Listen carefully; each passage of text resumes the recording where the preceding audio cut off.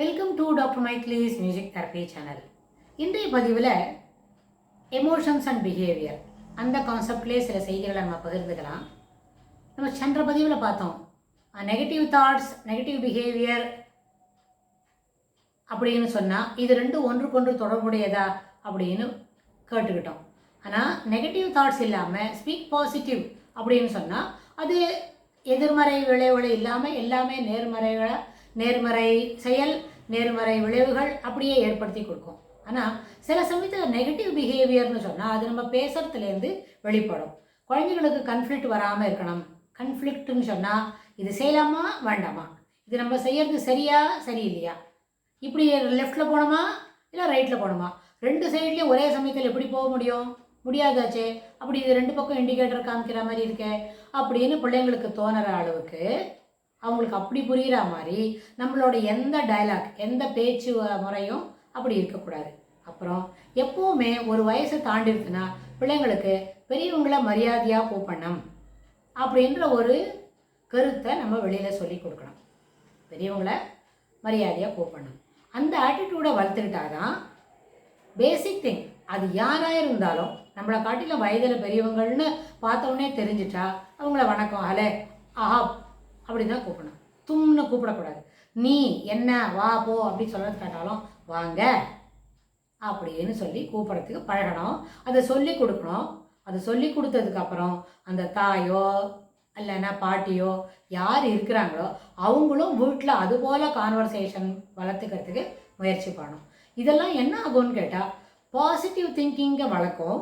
அதனால் positive behaviour இருக்கும். Negative பிஹேவியர்ன்றது அப்படியே சப்சைட் ஆகிடும்.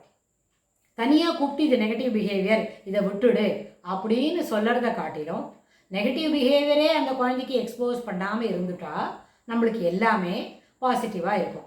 இது ஒரு வழி. சிலவங்களுக்கு என்ன டாக்டர் இப்படி சொல்கிறாங்க, அவங்க அம்மா ரொம்ப நாளாக நெகட்டிவ் பிஹேவியரில் தான் இருக்கிறாங்க, எல்லாமே அவங்களுக்கு வேவரிங் மைண்டு தான் அப்படின்னு சொன்னால் வாஸ்தவம் தான். I take that word in the right sense அப்படின்னா அந்த மாதிரி இருக்கிறவங்களுக்கு அவங்களோட அந்த மாதிரி நெகட்டிவ் பேசுகிறாங்கன்னா இது சிம்பிளி என்ன பண்ணுங்க, discard them from your conversation. அவங்களோட தொடர்ந்து பேசுகிறத நிறுத்திடுங்க. Unless otherwise she comes to the என்ன நார்மாலிட்டி ஆஃப் கான்வர்சேஷனுக்கு வராத வரைக்கும் அவங்களோட யாரும் பேசாமல் இருக்கலாம். ஒன்று, அவங்களுக்கு அவங்க அமைதியாக இருக்கும்பொழுது அவங்களுக்கு நம்ம அதை சொல்லி கொடுக்கலாம். அம்மாடி நீ பேசுகிறது தவறு, these are all the conversations, it is really என்ன பண்ணுறது, குழந்தைய தப்பு வழிக்கு அழிச்சுன்னு போகிறது, அதனால் அது உன்னோட இமேஜையும் கெடுத்துடுது, நீ அப்படி இருக்கக்கூடாது அப்படின்னு எடுத்து சொல்லலாம். ஆனால் இன்றைய காலகட்டத்தில் ஒரு ஆணோ பெண்ணோ இந்த வயசில் இருக்கிறவங்க எடுத்து சொன்னால் புரிஞ்சுக்கிற மாதிரி இருக்கிறாங்களா? Comprehension level is very very low. அது ஃபெயில் மார்க்கு. காம்ப்ரஹென்ஷன் லெவலில் அவங்க எல்லாருமே ஃபெயில் மார்க்கு வாங்குறவங்களா இருக்காங்க. அப்போ என்ன செய்யணும்னு கேட்டால் பாசிட்டிவாக பேசுகிறதுக்கு மட்டுமே தயார் பண்ணிக்கிற நேரத்தில் மட்டும் அவங்களோட நம்ம பேசலாம். அவங்க அது பேசவே இல்லைன்னா அதுக்கு ரெண்டு ரீசன் இருக்குன்னா, முதல்ல வேவரிங் மைண்ட் இருக்கும். இதுவா அதுவா, தன்னை எப்படி எக்ஸிபிட் பண்ணிக்கிறது, தான் எப்படி நடக்கிறது அப்படின்னு யோசித்துக்கிட்டே இருப்பாங்க. அப்புறம் தன்னை பற்றி உயர்வாக காட்டிக்கணும்னு நினைப்பாங்க. இதெல்லாம் அவங்களோட வீக்னஸ். அது உயர்வாக காட்டிக்கணும்னா எப்படி உயர்வாக காட்டிக்கிறது?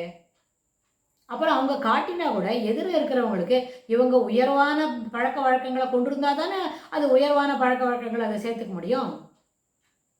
அது இல்லாமல் பழக்க வழக்கங்கள் உயர்வானதாகவும் சிறப்பானதாகவும் இல்லை என்று தெரியும் பொழுது அவங்க நடந்துக்கிற பேச்சு, நடை, உடை, பாவனை எப்படி எந்த கேட்டகரியில் சேர்த்துக்க முடியும்? இப்படி சம்திங் மறுபடியும் என்ன சொல்கிறோம், அதே மாதிரி கன்ஃப்ளிக்ட். வாய் ஒன்று பேசுறது, கை கால் வேறு ஒன்றா செய்து காட்டுறது இல்லைவா?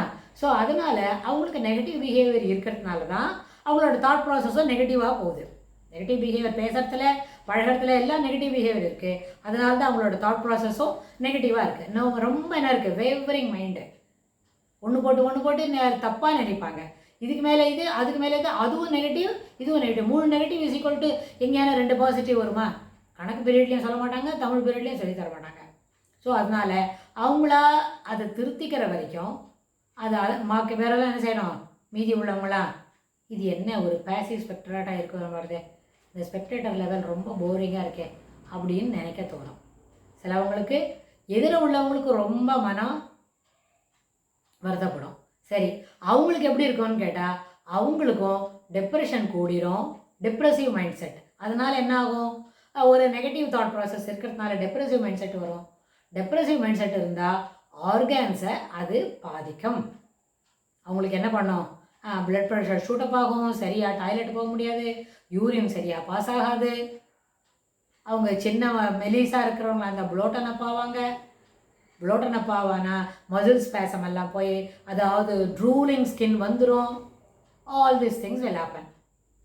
அது மாதிரி ஒரு ஏற்கனவே ரொம்ப ப்ளோட்டன் அப்பாக இருக்கிறாங்க, அவங்களுக்கு இது மாதிரி டெப்ரெசிவ் மைண்ட் செட் இருக்குதுன்னு சொன்னால் கொஞ்ச நாளில் அவங்களோட பாடி மாஸ் இண்டெக்ஸ்னு ஒன்று இருக்குது, பிஎம்ஐன்னு ஒன்று கண்டுபிடிப்பாங்க.